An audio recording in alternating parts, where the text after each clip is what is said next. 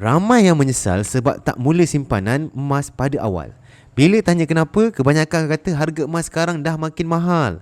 Dulu boleh dapat 100 ke 200 ringgit untuk 1 gram. Betul lah tu. Tapi dulu pun kita dah kata harga emas tu tinggi. Sekarang bertambah tinggi. Memang sebenarnya tak ada satu zaman pun harga emas ni dianggap murah.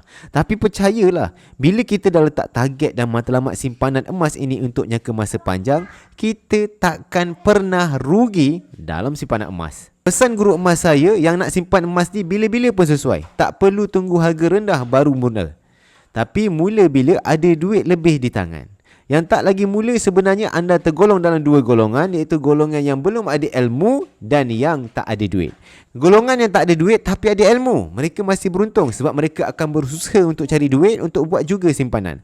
Tapi bila tak ada ilmu, walaupun ada duit yang banyak, risiko mereka lebih besar sebab mereka boleh terjebak dengan skim-skim pelaburan cepat kaya, atau mereka simpan duit yang banyak tapi tak perasan nilai duit itu makin menyusut disebabkan oleh kejatuhan wang ringgit dan juga inflasi. Jadi, bagi tuan-puan yang ada simpan duit yang tak digunakan 2 tahun ke atas, cepat-cepat tukarkan ke dalam bentuk emas supaya nilainya lebih terjamin pada masa akan datang. Emas ni takkan jatuh kosong nilainya dan tiap-tiap tahun nilainya akan meningkat secara purata 10% setiap tahun. Nak sehujang bantu untuk dapatkan emas di Public Gold?